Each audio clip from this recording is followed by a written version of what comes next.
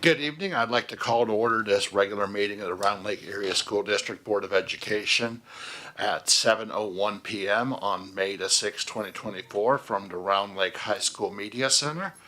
If I can get started first with a roll call, please. Mr. Tavera? Here. Mr. Jewett? Here. Mrs. Larson? Here. Mr. Francisco? Here. Miss Lee? Here. Mrs. Klingler? Here. Mrs. McGinley? Here. Thank you for that. And as a reminder to the board and presenters, please make sure we're holding down the microphone button so that we're speaking into the microphone so that Ms. Negrete McGinley will be able to hear us online and be able to participate in the meeting as well. All right, first up is our Pledge of Allegiance.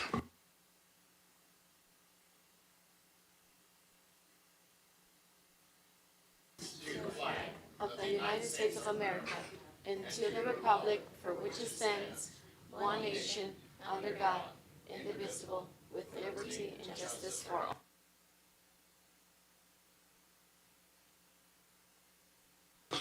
All right, first up, we need an approval of the meeting agenda as posted. So moved. Second. Motion by Mr. Jewett, seconded by Ms. Larson. If I can get a roll call, please. Mr. Tavera? Yes. Mr. Francisco? Yes. Mrs. Larson? Yes. Mr. Jewett? Yes. Mrs. McGinley? Yes. Mrs. Klingler? Yes. Miss Lee? Yes. Motion carries. We have an approved agenda, and first up on that agenda is special recognition and presentations and our project Lead the Way Students Capstone Projects. Good evening. I'm Jessica Crone, Director of Teaching and Learning. This evening, it's my pleasure to provide a brief introduction to two of our Project Lead the Way capstone projects. These projects, showcased tonight, represent years of students' work within the CTE department, building prototypes, designing projects, sharpening engineering skills, and engaging in a cycle of constant revision. These projects are the ultimate showcase of our students' skills and knowledge, and our department, as well as our larger community, should be extremely proud of the work these students have done. I'll turn it over to Ms. Clausen to provide a bit more of an introduction to these projects.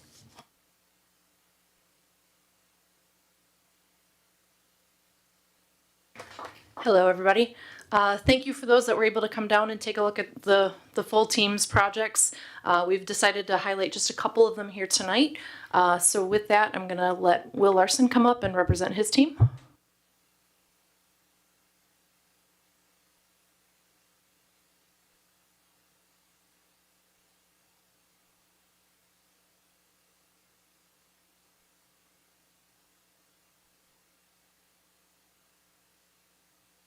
All right. My project was the tent, and our elevator pitch was that we are creating an insulation to put in tents that provides warmth for migrants. This will ensure that migrants stay warm while living in tents in winter climates.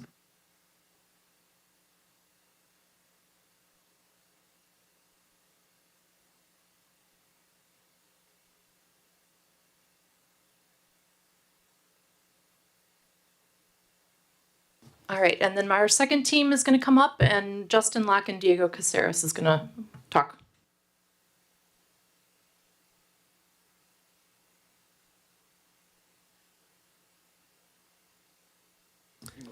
Hello guys, I am Justin Locke and this is Diego, and our project was essentially a automatic lawnmower that'll just mow your lawn for you, because we've all been there where it's like really hot outside. You have to mow your lawn, and like you really don't want to. It's very time consuming, it's very hot. So that's essentially what we decided to do, and we had like 5 months to do it, and I thought it was pretty cool. That's pretty much it.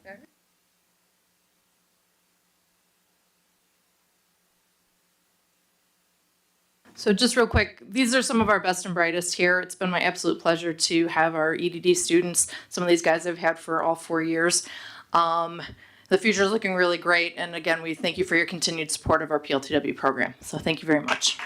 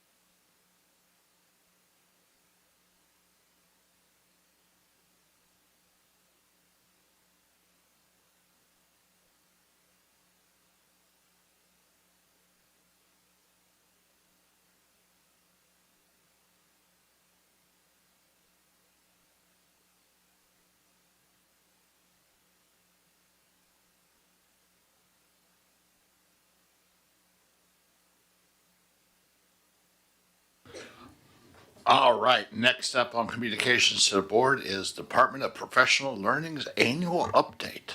Dun, dun, dun. Thank you for that intro. Hello, everyone. As always, I am truly excited to share the work of the Department of Professional Learning with you.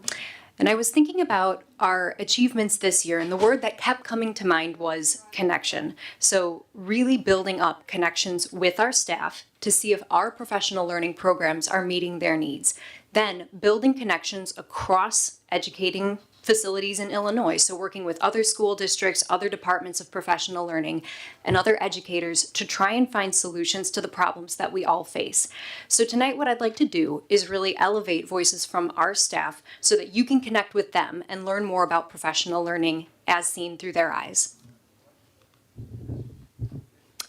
So first up, as you know, on our PD days this year, we used a structure that's called EPIC, and that is an acronym for Examine the Problem, Practice New Strategies, Interpret the Data, and Coach for Success.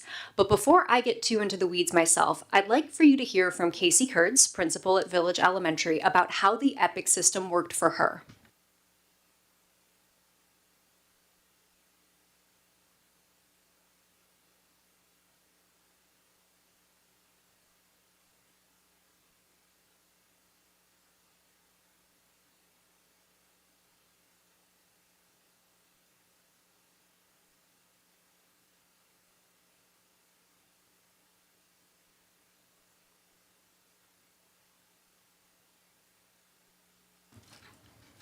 While they're setting up, I'm not trying to spoil her message, but just two things that really stand out to me when we hear from her. Firstly, she really stresses the transfer of learning into the classroom. So we spend so much time, so many resources on PD that at the end of the day, if we're not seeing a transfer of skills into the classroom, that's an awful lot of resources that aren't really being utilized. But you'll hear from her at Village, the way that they structured their PD, they had an expectation of transfer. So as they were in classrooms, as they were in PLCs, they were seeing what they taught in PD being implemented, which to me is such a powerful indicator that what we're doing is making a difference. The second thing that I'd like for you to listen for is the very clear focus on data. So if PD is doing its job, we will see the results in our data. So student academic data and student behavioral data or student well-being data, all of that will tell us that we are actually having an impact on students. So at Village, the data that they were collecting was indicative that their PD was successful. And I don't want to belabor it, so if we can't do the video, it is totally fine. Just so that you know, we can carry on. And to your point, it's in the packet. We've been able to see it inside the packet as well, so thank you for that. Awesome. So then what I'd actually like to do, if we can skip the video for now, we can just jump back into the slideshow at slide 3. So the other group that I really wanted to focus on tonight was all of our new staff members, and I'm including not just teachers, but also related services staff members, long-term subs who are hired mid-year, and administrators in this group. So there are 2 quotes from new staff members this year that I think really capture the thing that I am the most proud of our induction program, which is, firstly, the quality of mentors that we provide. You'll see in the quotes and just generally, there isn't so much a focus on having a nice mentor or someone who's very supportive. It's also someone who knows what they're doing, who is knowledgeable, who is skillful, and more importantly, who is following a really clean program that actually teaches the skills and builds up the knowledge that we want our new staff members to have. So just like we expect teachers to have a guaranteed and viable curriculum so that students all get a guaranteed experience, we want that same thing for our new staff from our mentors. And so in the presentation, hopefully you had a chance to look at the new teacher course. The thing that I really love about that, if you look at the month-by-month guide, you will see really clearly laid out in August, these are the skills new teachers will develop. In September, here's what they learn. Here's what they discuss with their mentor. Here are the actual skills we're trying to build. So it isn't just this is a nice person who's helping you out. This is an educator who is educating you as a professional using their professional experience combined with our program and how our program is laid out. And we do that both with new teachers and administrators. So I also wanted to highlight the administrative quote of, he points out that it was a clearly articulated program, not just someone to call if you need help, but someone who had a month-by-month pacing guide of activities to do. I also would like to talk about our support programs. So you've been hearing about these for years, our instructional coaching, our badging, our summer academy, and we collected some great feedback this year from our staff on how those support programs are meeting their needs. And the two things that stand out to me on this, firstly, definitely an admiration for the choice and personalization that we provide. So we aren't always able, I mean, if you consider like what I just was talking about with the mentor program, not every PD aspect has limitless choice, but choice is so important for us as one of our key values that we always want to bring it in as much as possible. And these support programs provide so much choice for our staff, whether that is instructional coaching, where teachers get to choose something that they would like to improve in their own classroom. It's on them to tell us what they would like to see different, and then they work together with their coach to make that happen. Or whether that is badging, which thanks to the purchase of Whitby, we have been able to offer a dozen more badges this year alone, and even more next year. And that personalization being on demand, Whitby allows teachers, and our badge program generally allows teachers to learn what they want, when they want, at their own pace. And so we want to continue to grow these programs even as we see an increased need to have some specific prescribed PD elsewhere. And now the thing that I'm really excited to share with you, hopefully you have a chance to look at the ways in which we are sharing our voice. So this year we were fortunate in that we were in the Carousel of Districts at the Joint Annual Conference, also called III, and we presented at LUDA. And this was great because it allows us to build up some partnerships and relationships with other districts, to put our heads together, look at the problems that we're all facing, and figure out how to solve them. Additionally, we had a table at the Competency-Based Education Showcase where CPS came to visit us, and we were one of the stations talking about how we implement competency-based principles into professional learning, which frankly is kind of a unique topic. So I had the opportunity to dig deep into that with our visitors, which was very enriching. And then building on that, we actually were sought out by some of our neighboring districts to have them come and look at our PD this year. So Antioch District 34 reached out to us. They actually saw us speak last school year at the Lake County Coaching Consortium. And they heard about what we were doing at New Staff Orientation, and they reached out to me and asked if they could visit, and they did. So they came to see our learning carousel in the afternoon at New Staff Orientation. They followed around some of our new teachers. They got to talk with everyone who had a station. They talked with me. They talked with some of our new staff. And it was wonderful to be able to build up that partnership where we could show off what we do. And then even more, I think, impressively and more of an honor for me personally, a staff member who used to work here, who's now at Waukegan, remembered coming to Presenter Academy. Presenter Academy is the session that we give to all of our PD facilitators. So we want PD facilitators to be good, we want them to be prepared. So we have a whole day workshop where we teach all these cool techniques and tactics for anyone who's running PD. Well, she remembered it from years and years ago and reached out and said, hey, can I send a couple of my staff members to that Presenter Academy thing? And I said, sure, send them on over.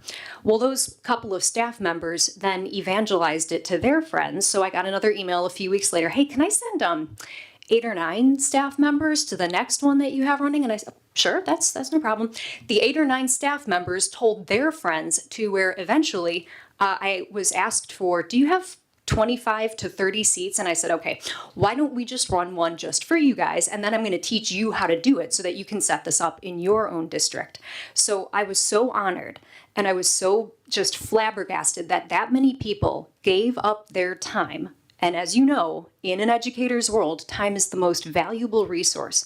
But these people thought it was worth giving up a day to come and learn what was working for us. So as I say, these connections, these partnerships, I think are firstly building up our reputation as a PD leading district. And it's also giving us more and more resources to learn from our neighbors and to help each other as we all face these challenges. I'm gonna back up because I do want you to watch Casey's video, if that's okay. If it's not gonna cause, okay, here we go.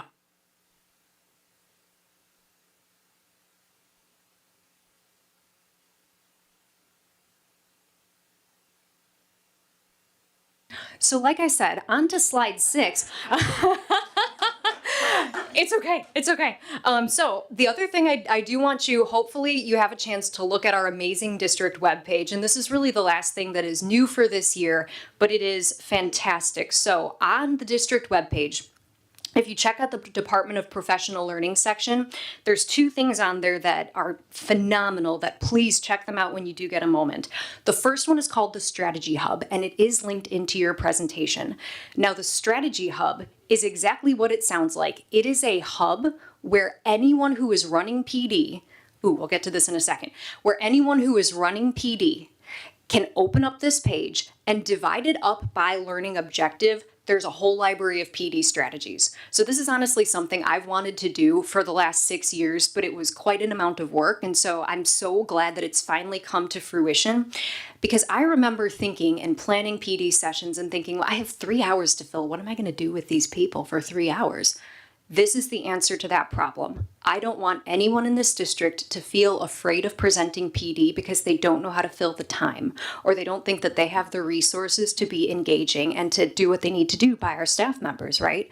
So this PD library is for anyone running a session. They can go in, there's a 1-pager for every single strategy that includes what it is, why you might want it, how to use it, as well as a video just explaining even in more depth. And some of them include examples from us and our sessions so that they can see the strategy in action.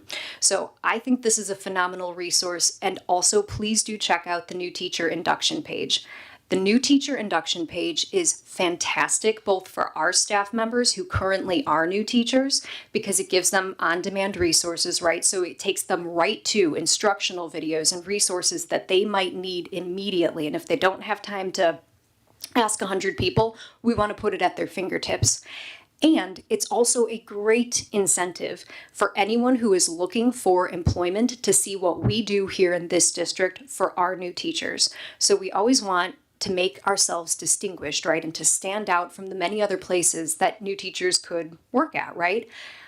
Our new teacher induction page shows teachers how they will be supported here and what makes our professional learning so unique and so different.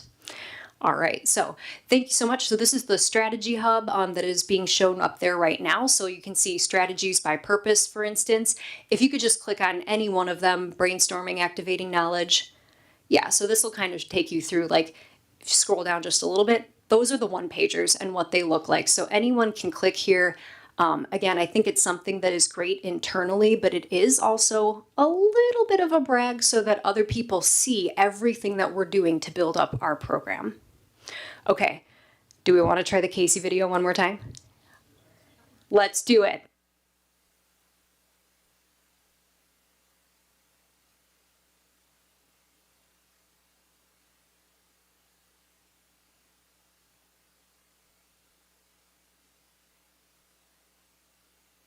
Seeing their collaboration together for real improvement toward our goals is very beneficial. We also have had some teacher leaders emerge and become presenters during the EPIC PD. They have gained experience and built their own capacity and have truly become sought after staff in the building because of their knowledge and expertise in different areas. The biggest PD success this year is seeing the transfer of learning into the classroom and in turn our data. We have focused on building relationships with students, as an example, connecting with them and supporting student behavior through restorative conversations. And in turn, our behavior data has truly reflected a very positive change. Our staff response to the new system has been wonderful throughout the new EPIC PD. From our first session in which we analyzed data, to identifying the needs of our building, to implementing and trying out new strategies in the classroom with students, staff have truly been in full support of the PD that they have received, and in turn we've seen some truly cool things in the classroom that have come out of it.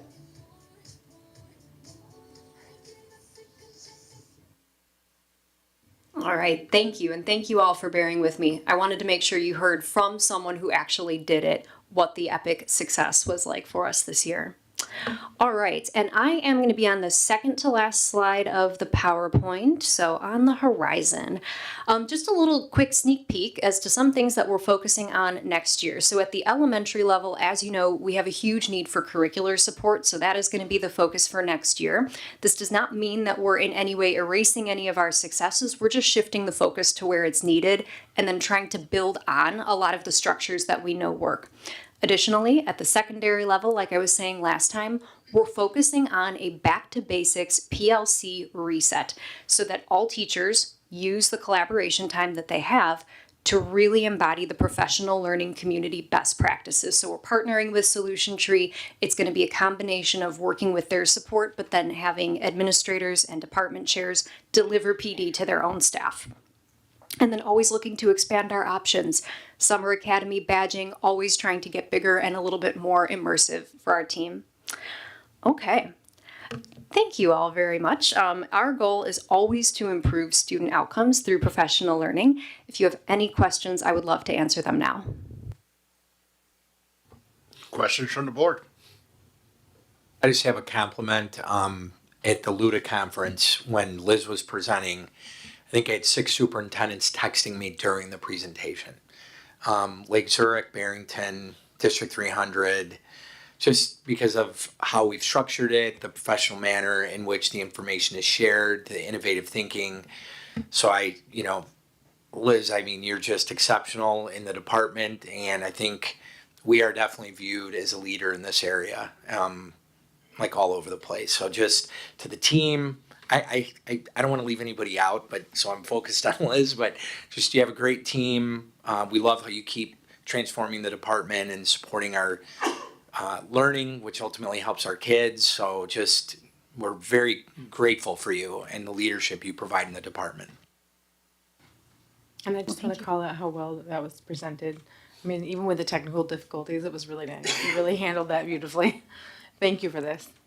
I don't even like to read my slides anyway, so it was good. It was a good challenge. Thank you. Thank you very much.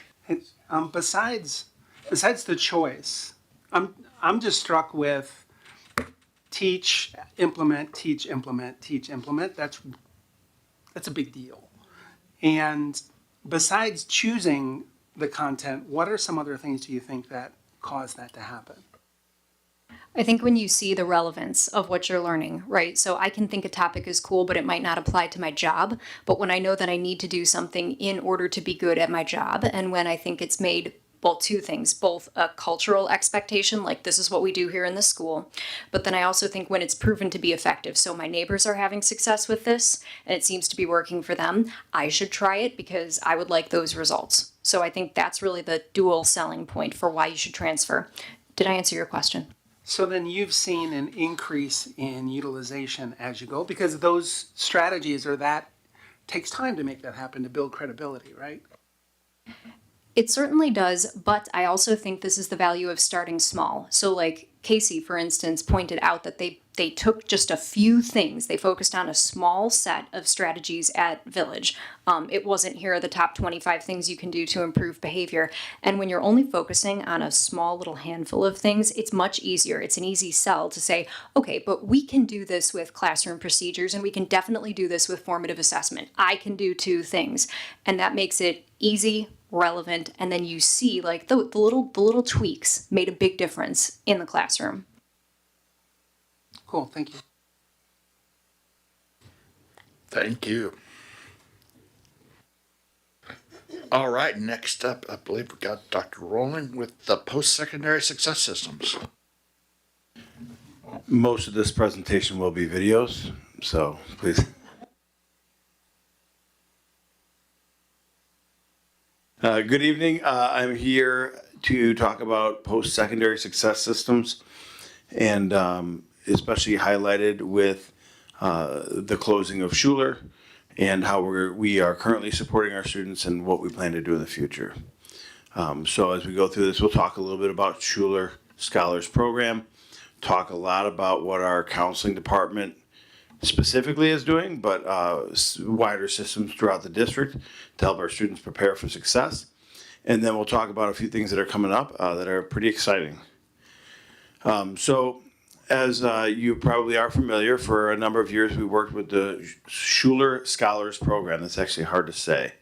It is set to expire at the end of this year. That was a decision that we made a few years ago, but it turns out that Schuler will be ceasing operations in all schools effective May 2024. So over the years, Schuler has provided services to a select group of students to help them prepare for admission to some more prestigious schools. And so they've provided study support. They've done a lot of support in terms of college applications and scholarship work. And then taking students to some different cultural events to get them beyond the borders of Round Lake. And many of our students participated in a summer camp experience in Wisconsin. However, over the years, we found that Schuler did not really serve a large group of our students. In fact, that number has been fairly small, at least certainly in my time here. And you can see the numbers represented in our graduating classes over the last few years. So when Schuler came on board, it was a very different place. And we have worked to make sure that all of our students now have these opportunities, not just a select group of these students. So while it has had a great deal of success with the small number of students, we really felt like we needed some programs to have a much wider reach to support all of our students, making sure they're making the right decisions moving forward. So now we're going to talk about some of the post-secondary systems that we have, mostly here at Round Lake High School, but we will talk about a few things that extend into the middle and even into our elementary schools. So the first one we'll cover is the Virtual College and Career Center. We'll move on to talk about some counseling programming, talk about Senior Week, how we support our students with college applications and financial aid, college visits, the College Ambassadors Club, career prep experiences, and some cultural opportunities that we've been able to provide for students and families.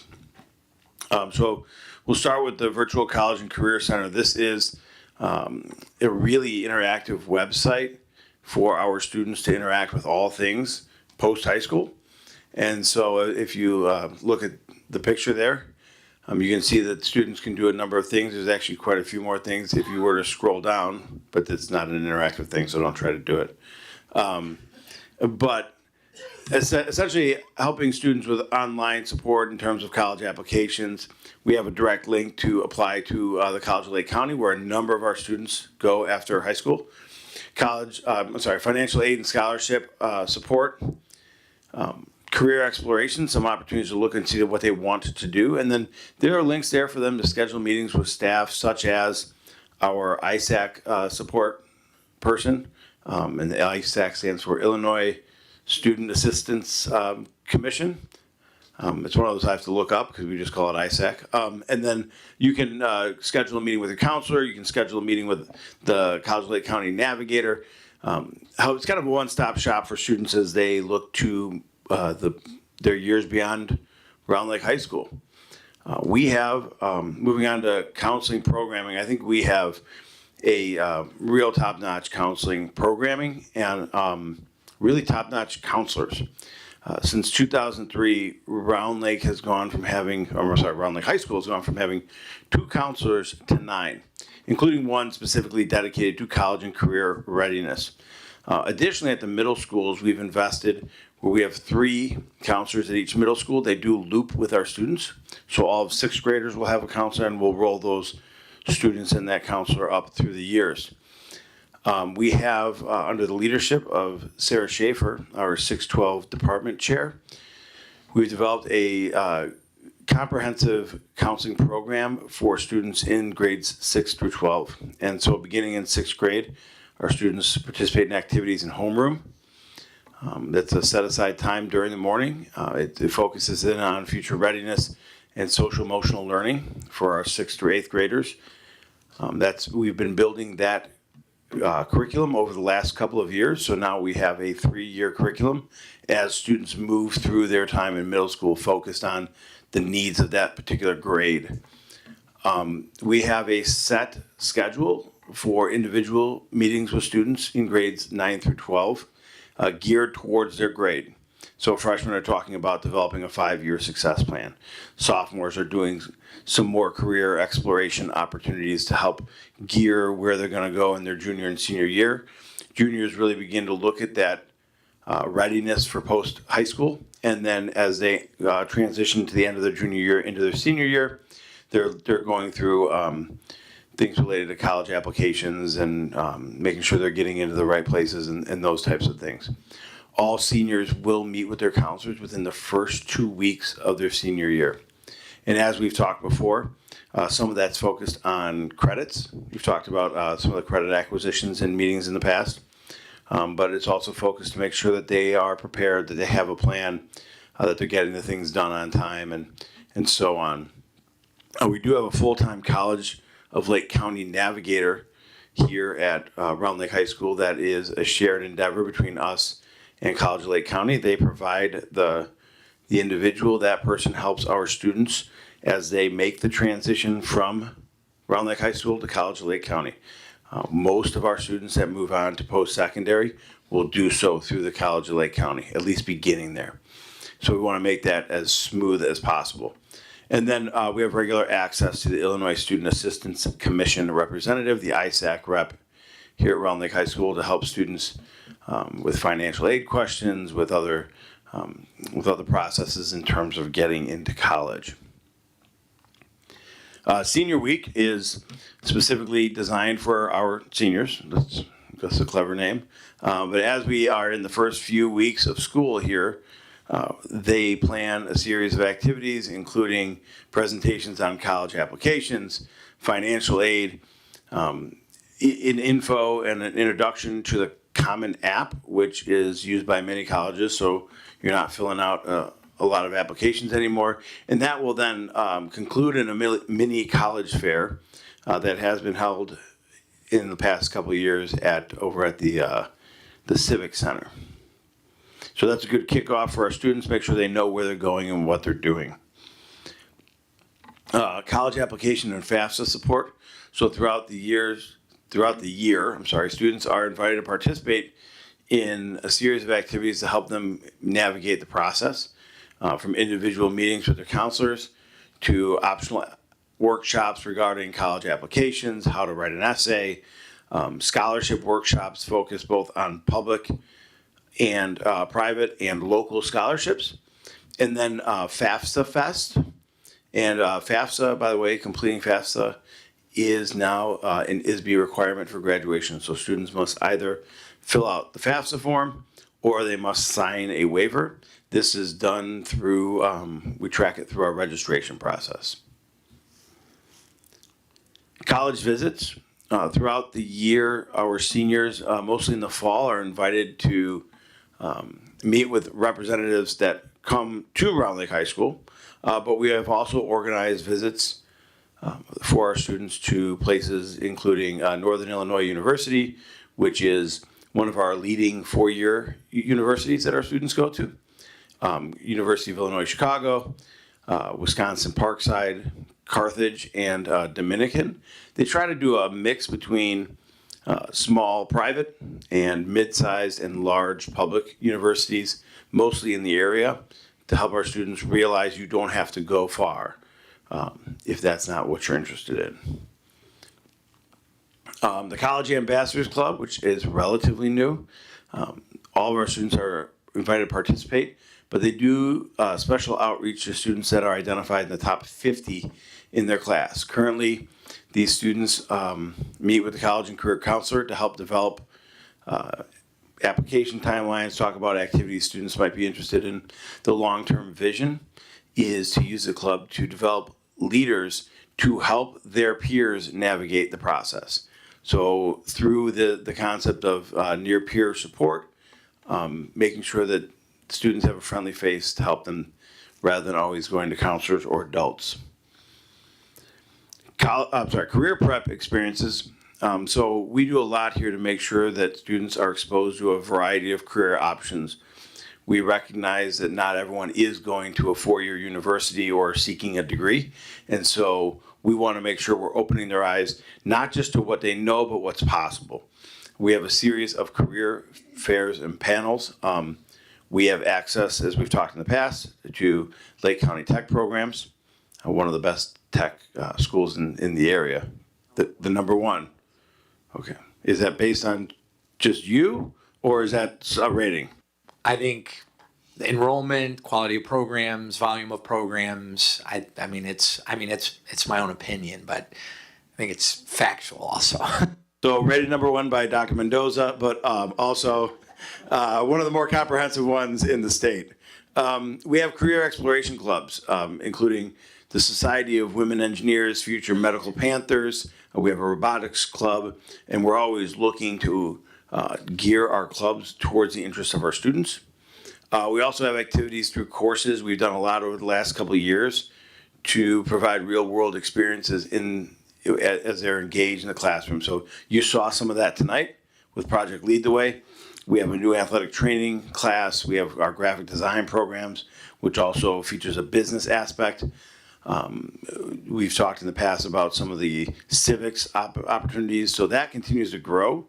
We're very proud of that. And then we have additional supports through the counseling department to help students identify what they want to do with the rest of their lives. Our goal is to make sure our students are prepared to embark on a career. Not just get a job, but find a career where they can move as they choose into leadership, and there's a path. So that may be through a university, or it may be through additional training at College of Lake County, or through a trade organization. Culture experiences. So through some money made available with the Schreiber Foundation, who's been very generous with our district in the past couple of years, we have organized students, their family-based field trips. So families can sign up. They go together. They go on Saturdays. Some of the places that we've attended, Adler Planetarium, Field Museum, Shedd Aquarium, Museum of Science and Industry, Museum of Contemporary Art, and the Chicago Fire Game. I think we were on the Jumbotron at the Fire Game, if I understood my text messages correctly that day. So these are great opportunities for our students. Each trip has approximately 100 participants able to go, and from what I understand, they are very hot tickets in town. Just some other additional college and career readiness information, but over the past 4 years, our students have been admitted into the four-year universities listed there. I'm not going to read them all. Additionally, we have students that are raising over $1 million in scholarships every year. Now, these are self-reported numbers, but these are anywhere from small $500 scholarships to entire full rides, helping our students achieve their dreams. Some of them are locally funded, some are awards through universities. So over the last few years, we've really developed a comprehensive series of supports for our students and families as they look to what happens next after graduation day, which, by the way, is right around the corner. Mark your calendars. So what's next for us? We've been, Ms. Crone has been here talking quite a bit about college and career readiness and some of the opportunities over the past couple of years. So this year we invested money and time into the implementation of a program called School Links. And that is essentially a platform that helps support college and career readiness. So this year we're onboarding some of our 8th graders. They're taking career interest surveys. Juniors are logging in to prepare to go through the process of the Common App. And seniors are taking an exit survey so we can collect contact information and begin to build an alumni network in a more central and focused place. Next year, students, all 6 through 12 students will engage with the program. Students will begin to keep their 5-year plans in School Links. And we are going to begin tracking college and career readiness indicators, which are required by the state, through School Links. And then in school year 25-26, the goal is to move to an interactive course guide that will make suggestions based on a student's profile. So what they've done in the past, where they expect to go, it'll help help them make choices and track completion towards credentials. Additionally, some things we're going to consider. We've expanded dual credit opportunities, and we will be expanding by 3 more courses next year. I know that we've brought that to the board in the past couple of months. We are going to continue to try to secure career pathway endorsements through ISB. Jess Crone has done a great job of getting the first couple off the ground, and we're looking to expand. We're going to continue to expand real world experiences for our students through classes and other opportunities. We're going to keep looking at other opportunities to get our students cultural experiences so that they can see the world beyond Round Lake. And then we are going to consider adding some elite institutions to the college visit rotation so students can see even a broader variety of options. So at that point, I will go to questions from the board.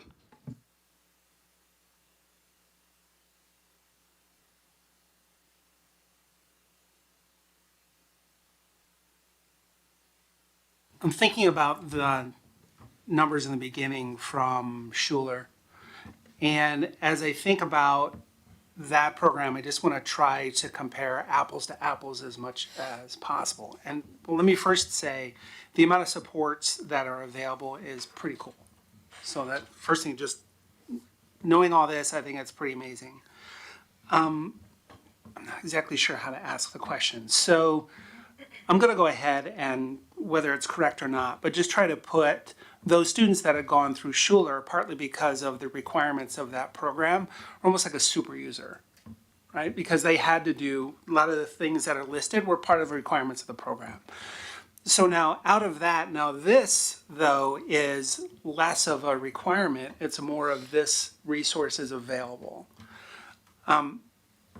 What do you have any idea or any sense or data around how many people are actually using that in terms of how many are super users, moderate users, passive users, that sort of thing in terms of, so we have the resource available, how many students are actually engaged?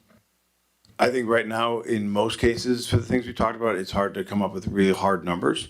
But as we onboard school links and start to track our college and career readiness indicators, they're built around something called the PACE framework, which outlines those things. We'll be able to easily track which students have attended career fairs, which students have attended a college visit. Some of these things are for all students. When we talk about senior week, all seniors are involved in some of those activities. When we talk about the middle school homeroom, all students are involved in that. And I really think the power of what we do, I think the most powerful thing, it's not flashy when we talk about it up there, but each student meets with their counselor on a regular basis to talk about items that are relevant to where they are. And so I think that while that's hard to track the power of that, when you're sitting down and someone is saying to you, tell me what you want to do, let's talk about a 5-year plan. And then the next you're saying, do we need to revise this 5-year plan based on what you've learned? I think that's the most powerful thing. I could go speak with the counseling department and try to get some harder numbers for you. Absolutely not a problem. But I think over the next couple of years as we roll out school links, that the power of that program to bring data will make it much more powerful. And I think we could, as long as you understood it may be a little bit off, I think we could, and this would be anecdotal on some level, but on some level I know the counselors track it. We could actually, and this would be, we could do it through a weekly, we could create a matrices that had number of students, let's just say 7 supports are available. Number of kids who access all 7, percentage of the population. Number that access 5 or less. Number that access 4 or less. I think we could probably get something like that, but Kurt, you and I can talk about it. Here's actually how I'm thinking about it. I'm actually almost thinking about what Liz had said in the last one. So why why is there's this learning and then there's application? And one of the things that she said that hit me is there's a culture of doing that. One, it's doing this, if I do this, it works, and so on. And as I was thinking about, our school has this history of non-traditional pathways. And if that's the case, then maybe some of the things we may want to consider, instead of adding elite schools, because maybe that is or isn't, maybe it's adding additional non-traditional pathways for our students to pursue.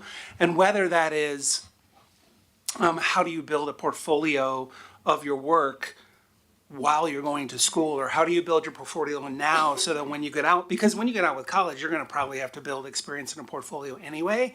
So how do we actually prepare them in that way, which is a little bit different than there's just a college pathway. So I'm just more about asking questions and inquiring, less about, I think we need this data, but I think responding to what the culture is, because then if not, then we have to keep working to push, to kind of form the culture, but I don't know if that actually will work. I think it's better if we respond to how the community is responding. Well, one of the things we could also do, it gets a little bit challenging because of liability and age, but setting up field trips to, frankly, businesses like manufacturing plants. And one of the things we struggle with is that the age barrier, to bring kids into a manufacturing plant to walk the floor. That's probably some of the reason why we have trouble getting internships, is because of the liability. I just met with a Futures Council group today, and one of the things that we're constantly talking about now is internships and providing kids with non-college based experiences so they're exposed to more. But that's certainly something easily we could look at. I agree. Yeah. And I was just thinking about what the PLTW students are doing. I was literally working on projects that are exactly, the process that they're working on is exactly what I was doing all day today, is trying to set up prototypes and da-da-da. So I'm excited about the process and just how we're thinking for our students. Yeah, and some of our courses do feature those things. And I think the question is, how do we scale that out? Right? But if you were to go and see our graphics students or the PLTW students that are here today, they've gone to manufacturing plants. They've gone into and created things. We had CPS out for a visit right before spring break, and it was actually right back there. Some of our graphics students were talking about how they had worked with the golf team and the cross country team as customers we're going to give you these prototypes, and you could see these students had already developed a portfolio, and some of them probably will go and do some of that freelance to help them advance their career, but also put them through college. So I think we're doing that in small areas, but I think that as we can scale that out, and my understanding, and correct me when I'm wrong, feel free to jump in, is some of that is schooling will support many of those activities, having students able to track things, keep things over time that they can then transfer, take with them after they leave here. So that was me nudging her to come over and.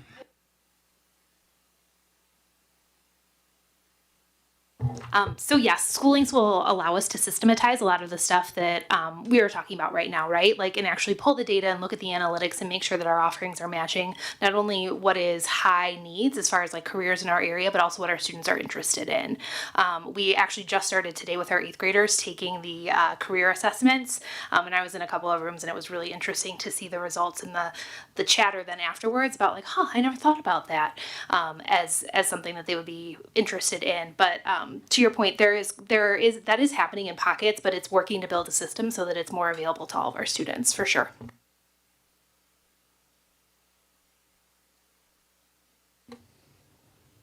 Additional questions from the board?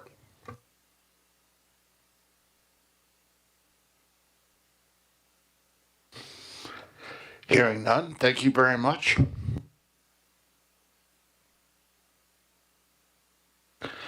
Next up is just a general call out to the board. IASB has its annual call for resolutions. We are in the middle of that process right now. That started back in April. If you have any resolution ideas that you would like to bring up, definitely reach out to Dr. Mendoza and myself, and we can absolutely see what we need to do in order to put that into play. questions in regards to ISB call for resolutions? All right, then next up on that is the 2024 Joint Annual Conference. As always, it's being held that next to last weekend in November, and registration opens up soon. So the question is, does anybody know at this point if you are not available? Okay, not hearing anyone step up to be not available, then we will assume that everyone is available, and we'll go ahead and start planning that for this year's conference. Next up is the FOIA report. Everything was published in the board packet. Any questions in regards to the FOIA report? Hearing none, we will move on now to the review of the contracts less than 1,000. Any questions in regards to the published contracts less than 1,000? Perfect. Hearing none there, we will now move to public comment. As always, members of the public will participate in public comment during regular board meetings by attending in person or by submitting an electronic public comment form. Please note that speakers are limited to 3 minutes, and electronic public comments will be accepted up until noon on the day of the regularly scheduled meeting. The public commenter will be contacted to confirm identity, and once confirmed, the electronic public comment will be provided to all board members in written form. A link to the electronic public comment form can be found online. We did not have any electronic public comment for this weekend, this meeting. Do we have any local public comment? Yes, we do. Well, step up and introduce yourself, and remember, we got to hold it down so that everyone can hear online and participating remotely. So I'm Miss Ryba. I work at Pleviac School, and I have 12 more days until I retire. So I received a letter from a parent Sunday that I wanted to share because it was really special. So it says, "Hi, Miss Ryba. Hopefully this isn't too weird. I saw that you're retiring from RLAS. I commented on the post, but thought I'd take a stab at finding you on Facebook and sending you a message. You were so amazing to me and Nathan so many years ago." Nathan was in our 3- and 4-year-old program at the EEC. He is now 24. I can only imagine how many lives you have impacted since then. I'm forever grateful for your kindness. Nathan and I occasionally reminisce about how awesome you are. He doesn't necessarily remember you the same as I, but definitely remembers other things. Nathan, now 24 and thriving in large part due to your support of him, starting when he was just 3-4 years old. Don't get me wrong, life wasn't easy, but he came out on top. Oops. He graduated, let me see. I'm so sorry. He graduated with an associate's degree last May in graphic design and cross-media publications and decided to go back for another immediately to further his career. He finishes that one in December and is hoping to land a job at Cisco. Currently, he works as a supervisor for UPS in Rockford. He's there for many years, and now they are paying for his schooling. He's smart and is staying there until he finishes with school. No student loans for this guy. He has a girlfriend. They've been together for just about 2 years now. They plan on moving to the Madison area once he graduates. She's a teacher in Beloit. I spent many of Nathan's school years single and smarting up and leaving right shortly after we moved here, but literally found my soulmate, and so on. I hope that life has treated you well after all these years. Thank you again for everything. So when I started 22 years ago, I was self-contained. So for 6 years, several years in a regular ed classroom, and now I do resource. So I really wanted to share this with you guys because I do feel that Round Lake has made an impact. And going from the beginning as a new teacher to a soon to retire, I have thoroughly enjoyed my time here. Thank you. Thank you.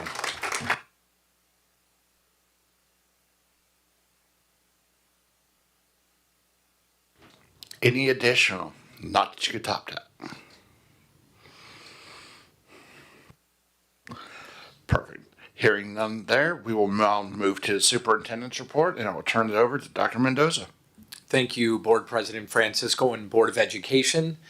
The Round Lake Area School District 116 BPAC hosted two important events in April. The Dads in Education Conference was held on April 20th, and the Women's Leadership Conference occurred on April 27th. We send our sincere thanks to the presenters at the conferences. The speakers included Fernie Ramirez, psychologist, Our Children Need Their Fathers, Manny Hernandez, Family First Center, True Strong Men, and Gil Rivera, Round Lake Beach Economic Director for Crisis Management. All of those were connected to the Dads in Education.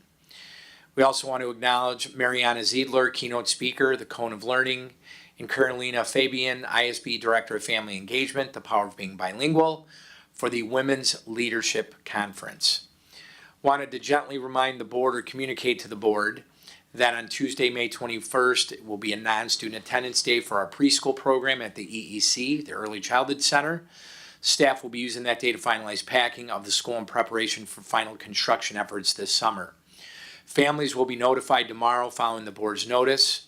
It is important to note that we will still meet the attendance requirements as part of the preschool grant, and this non-attendance day does not impact the district's overall attendance metric.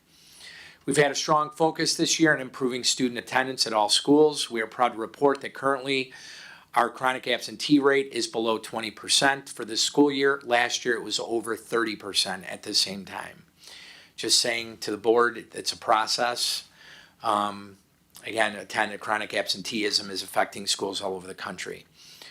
On Saturday, April 27th, seniors in our Onyx Community Civics created an Earth Day inspired event in collaboration with the Lake County Forest Preserve. Students and community members came together to learn about invasive species affecting the Lake County area. From a student prepared presentation, learned about native flora and fauna on an educational walk around Nippersing Forest Preserve, and volunteered to eliminate garlic mustard, an invasive species, in case you didn't know, that negatively impacts native plants. For your convenience, we've included several pictures. And below is a list of received donations. We are notifying the board in compliance with board policy. A thank you letter will be sent to the district, from the district to each donor. Free skating passes, Bella's Bouncies to Village Elementary. That concludes this meeting's superintendent's report. Thank you, Dr. Mendoza. Any questions, follow-up for Dr. Mendoza? Hearing none, we will move to this evening's Community Engagement Committee update, and that would be Ms. Lee. Okay. The agenda wasn't very big, but we talked a lot, and we actually had an attendee. Thank you, Mrs. McCain. Tonight we discussed the new strategic plan, specifically developing strategies that align to parent community and school partnerships. The strategic plan will be brought to the board at the June meeting. The first goal we discussed was securing feedback from parents, teachers, students, and administration to explore rising absenteeism rates. As Dr. Mendoza just said, last year our absenteeism rate was 30.32%. They discussed forming focus groups, sending out surveys to parents and students for reasons for absenteeism, and then developing an action plan. Of note, some classrooms have found creative ways to provide incentives and challenges, which have yielded positive results. As Dr. Mendoza said, this year our absenteeism rate is 19.95%, which is moving in the right direction. Goal number 2 was to enhance the internal and external communications.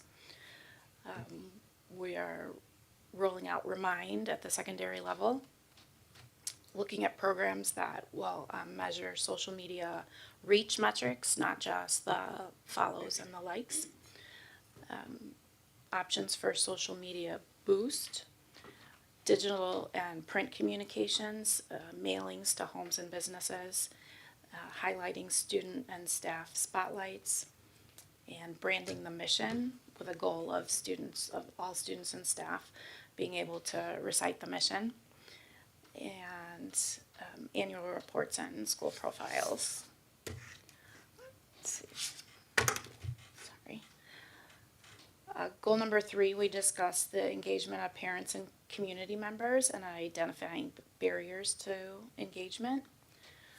Talked about sending out surveys in the fall to identify gaps, looking at simplifying sign up for parents to volunteer. What are the needs? How do we communicate those needs and how they can sign up? There's a lot of online tools that we can utilize to sign up in real time, and they're going to be exploring those options. Looking at building a system to make it easier to get parents in, expansion of parent programming and resources for all parent groups. We've done a great job with BPAC, but we want to look at all parents, all parent groups in the community. And goal number 4 was to enhance public perception of the district.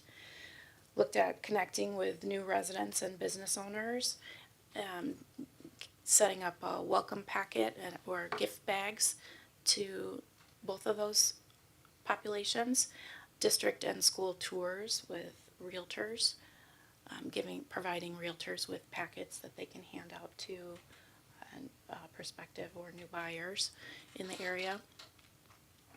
Engaging the senior living communities, inviting them to social school district events, info stations at area municipalities and realtor office, district and school merchandising distribution, and providing an opportunity for all of the community to sign up for the e-newsletter, not just district parents, but all members of the community, and annual presentations at area municipalities. Did I miss anything on that? Okay. We went over the social media analytics and the calendar. We had some additions to the calendar. We will be hosting boys volleyball regionals this month, and so that will be added. That is all I have. Any questions? Hearing none, thank you very much for that recap. And that will take us into approval of open meeting minutes. Right. I need a motion to approve the April 15th, 2024 regular board meeting minutes. So moved. Second. Motion by Ms. Lee, seconded by Mrs. Klingler. Roll call, please. Mr. Tavera? Yes. Mrs. McGinley? Yes. Mr. Jewett? Yes. Mrs. Larson? Yes. Mr. Francisco? Yes. Ms. Lee? Abstain. Mrs. Klingler? Yes. Motion carries. I need a motion to approve the April 17th, 2024 special meeting board governance self-evaluations. So moved. Second. Motion by Mr. Jewett, seconded by Mrs. Klingler. Roll call, please. Mr. Tavera? Yes. Mrs. McGinley? Yes. Mr. Jewett? Yes. Mrs. Larson? Yes. Mr. Francisco? Yes. Ms. Lee? Yes. Mrs. Klingler? Yes. Motion carries. I need a motion to approve the April 18th, 2024 Board of Education special meeting expulsion hearing. So moved. Second. Motion by Mr. Jewett, seconded by Mrs. Klingler. Roll call, please. Mr. Tavera? Yes. Mrs. McGinley? Yes. Mr. Jewett? Yes. Mrs. Larson? Yes. Mr. Francisco? Abstain. Miss Lee? Yes. Mrs. Klingler? Yes. Motion carries. I need a motion to approve the April 25th, 2024 Board of Education special meeting expulsion hearing. So moved. Second. Motion by Mr. Jewett, seconded by Mrs. Klingler. Roll call, please. Mr. Tavera? Yes. Mrs. McGinley? Yes. Mr. Jewett? Yes. Mrs. Larson? Yes. Mr. Francisco? Abstain. Miss Lee? Abstain. Mrs. Klingler? Yes. Motion carries. I need a motion to approve the April 29th, 2024 special meeting superintendent's evaluation. So moved. Second. Motion by Mr. Jewett, seconded by Mrs. Klingler. Roll call, please. Mr. Tavera? Yes. Mrs. McGinley? Yes. Mr. Jewett? Yes. Mrs. Larson? Yes. Mr. Francisco? Yes. Miss Lee? Yes. Mrs. Klingler? Yes. And motion carries.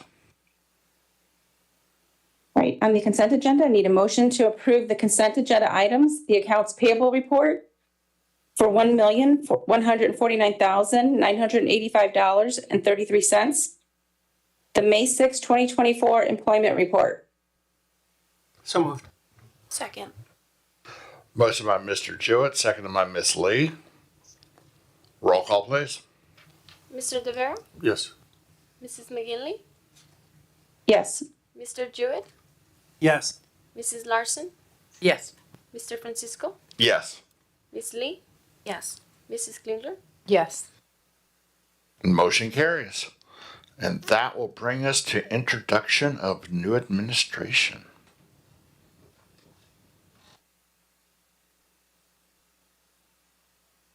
All right, good evening, everybody. We made some recent changes. Come on, Christy. We made some recent changes in the structure of our administration for some of the educational services at Round Lake High School and the Transition Center. And throughout this process, we knew that we were going to have to find a very dynamic leader to lead these services moving forward. We had a number of qualified candidates for this process, and it took us some time to come to a decision. As we were interviewing candidates, though, there was one candidate who stood out from the pack, and it was a very easy decision for us, as Christy, who you'll meet tonight, was the unanimous pick by our admin team and district leadership as well. So Christy Michael comes to us from the Woodstock School District, where she serves as the coordinator of special education for the Woodstock School District, and then also has a social work background. So she'll fit right in and make strong connections with our team here and also at the Transition Center. Also has a wealth of experience around transition as well.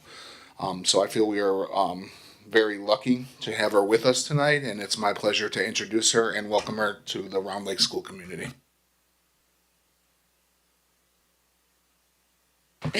Thank you. Thank you for that wonderful introduction. I'm finishing my 25th year in education, which is really crazy to think about for me. But I'm looking forward to starting my next chapter in Round Lake, and hopefully my skill set will lend itself to what we have moving forward, and looking forward to collaborating and spending more time getting to know you all. So thank you very much.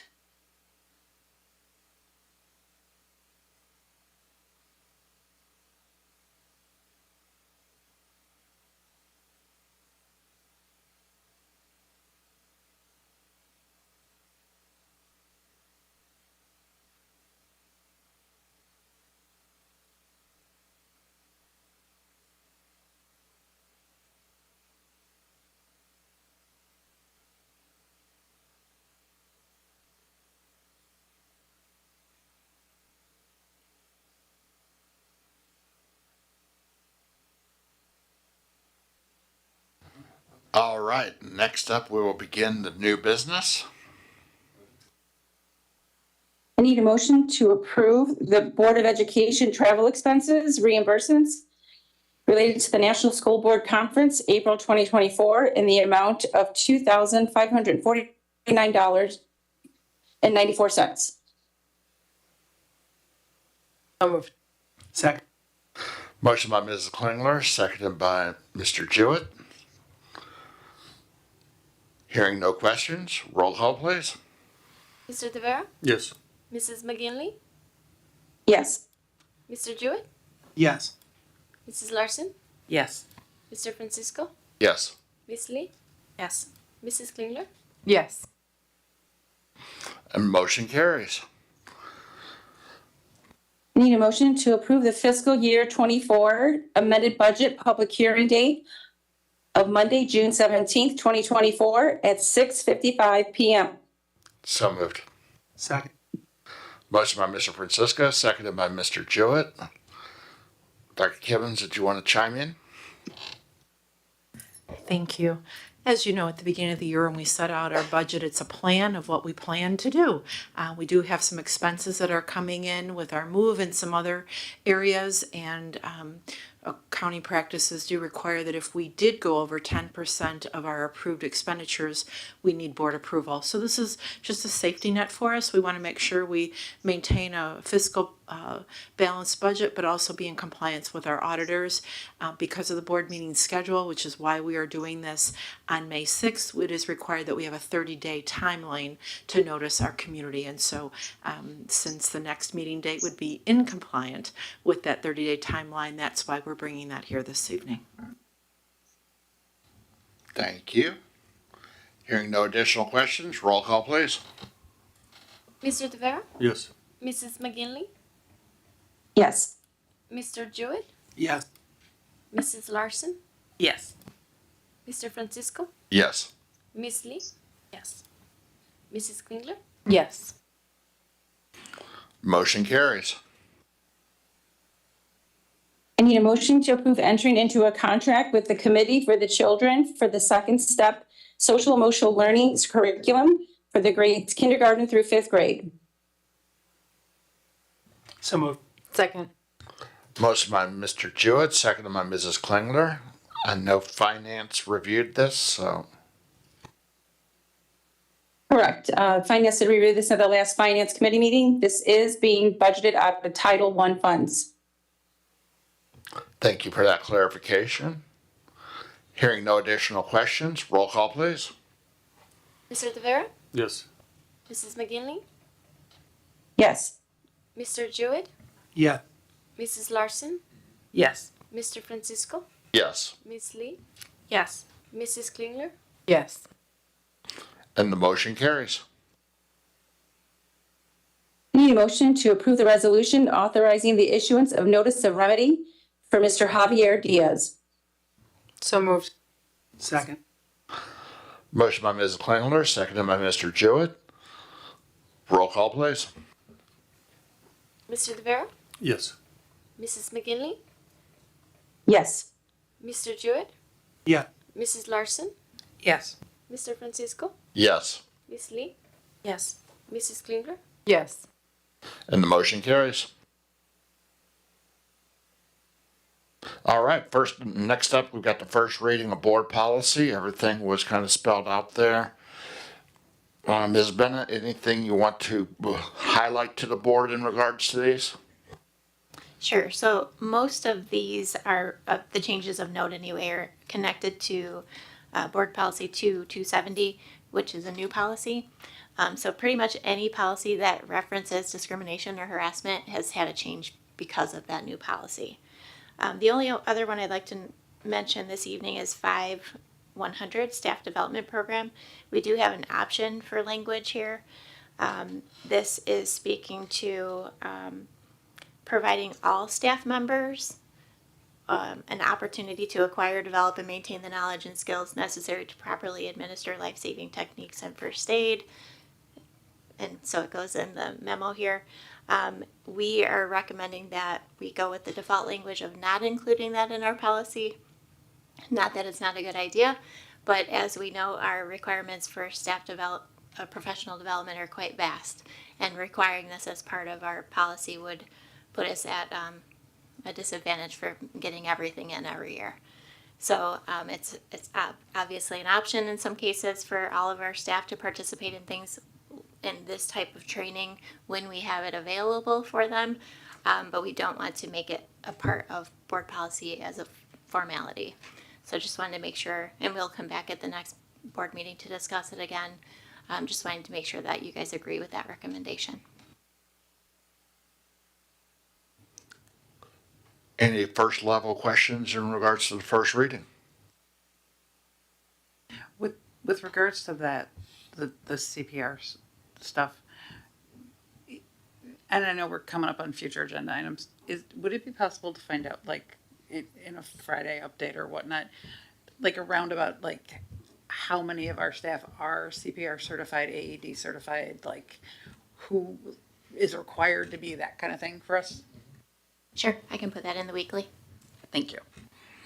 Yeah, that's a great question, because I'd be a little worried if we don't have a lot of certified, if you've got the equipment, but you have nobody to use it, so.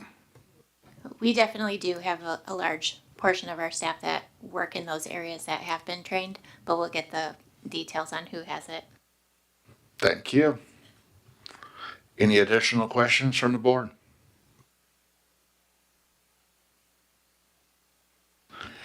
Hearing none, we will now move to positive occurrences. Okay, so I have several. One I won't say because I know you will, but I went to the final choir and band concert at Round Lake Middle School, and I just love our kids. I know I say it every time, but they're so talented and they're just so well behaved, and they try so hard. And it's so cute to see them really getting into it and just putting their best foot forward.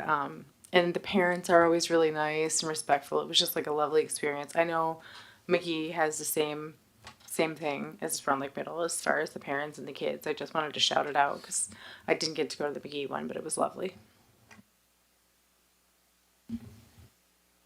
Okay, I've got a couple. First of all, happy Nurses Day to all of our school nurses and our own Miss Lee. And also happy Teachers Appreciation Week to all of our faculty because they all work hard and they're fabulous. So my big one, I had to do those, man. I just had to. So the band grand finale was last week, which was, the kids were amazing. They played great. It was awesome. There were a couple drawbacks, which hopefully didn't outshine the kids. But, you know, we got to work on the light situation there. Like, and not having the QR codes out for the parents to get the programs, that was a little bit of a problem. But other than that, the kids were awesome. They did fabulous. And then prom was this weekend, and my daughter had a fabulous time. And I don't know whose bus she was on, but whoever the bus driver was, they were freaking amazing because they decorated the inside of the bus for these kids. And there were twinkle lights. It was amazing. And my kid was sending me pictures and she was just delighted. It was amazing. So I'm just saying, kudos. I wanted to shout that out too because my extremely shy son had a good time. So good job, you guys. Who knew? I'll piggyback off of both of those things. I didn't have a student going to prom, but looking at all of the pictures on social media of all the students was just, they clean up so well. Also, I attended the band grand finale concert, and I just had to shout out, aside from the fact that they sounded amazing, and my middle son, who's not impressed by much, turned to me and said, wow, that was the best song or the best performance I've seen in a band concert. And this is a band student, a former band student. And he also had to shout out Mrs. Klingler's son on drums. But I want to shout out our students, not only just the performers, but their fellow classmates that came to watch them perform. I looked around and I know these kids that came home from volleyball game, came in from track. They're not in the band, but they sat down and watched their fellow teammates, their fellow classmates, and that just really drove home the sense of community that we have here in our school district. It just warmed my heart. Okay, swear I have one more and that's it. I also did go and see the Mamma Mia performance, and I just can't believe the talent these kids have. They're so poised. There was like a couple of technical difficulties. They didn't miss a beat. There was no, hiccups. I mean, they were just really talented, like very smooth, so well prepared. I was just so proud of them. I feel like I'm skipping some of the sports and some of the other art stuff. There's so many wonderful things that happen, but I did want to call that out as well. So I've said this before, that one of the units of measure, or the metrics that my wife and I use or used when we go to teacher conferences, or when we go to people that are taking care of our kids, are do we think they have their best interest in mind? And if they do, we usually back off and just go more in terms of a partnership, in terms of walking alongside. Zach had his exit IEP meeting this past week. And so he has been, he's 22 years old, so this is the end. And he doesn't get nervous about much, but he is really nervous about what's next. He doesn't realize he's actually killing it. But it's just an indication of the care that has gone into his because he's, ever since he was EEC, he was I think 3 years old is when we put him on the bus first. So he has been in here that entire time. So thank you.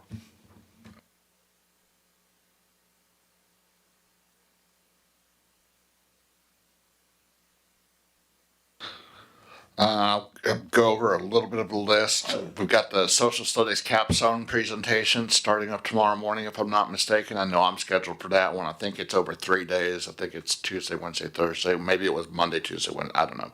But looking forward to that. We've got the final choir presentation for the high school coming up on Thursday. Looking forward to that. For those of us who are coming, the ROE Educator of the Year dinner is on Wednesday. Looking forward to that as well. And then I think keep me honest, Ms. McCain, the 20th, the 21st, and 23rd is the regionals. We'll be hosting the boys volleyball regional here at Round Lake High School as well those days. So a lot of positive things coming up. And of course, you still got, keep in mind, we got middle school promotion ceremonies. We've got the high school graduation. That's all within the next 2 weeks, people. Honors night Thursday. Honors night on Wednesday. We are in silly season. Also, I forgot to shout out our art students whose artwork was on display during the night of the band concert, and boy, our kids are talented. Oh, and our sports and our arts banquet are coming up. Yep, fine arts. Yep. Yeah. Pretty much every night. Any additional?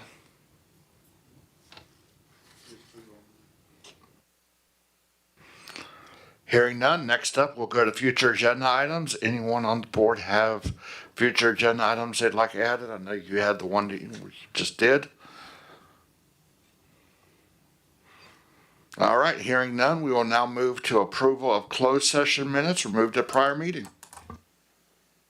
I need a motion to approve the closed session meeting minutes of April 1st, 2024, regular board meeting. So moved. Second. Motion by Mr. Jewett, seconded by Mrs. Klingler. Roll call, please. Mr. Tavera? Yes. Mrs. McGinley? Yes. Mr. Jewett? Yes. Mrs. Larson? Yes. Mr. Francisco? Yes. Miss Lee? Yes. Mrs. Klingler? Yes. Motion carries. And that will bring us to needing a motion to convene in closed session as permitted by statute 5 ILCS 120/2 for the purpose of discussing the following: closed meeting minutes 5 ILCS 120/2 C21, employment matters 5 ILCS 120/2 C1, litigation or claims 5 ILCS 120/2 C11, and real estate matters 5 ILCS 120/2 C5. So moved. Second. Motion by Mrs. Klingler, seconded by Mr. Jewett. Roll call, please. Mr. Tavera? Yes. Mrs. McGinley?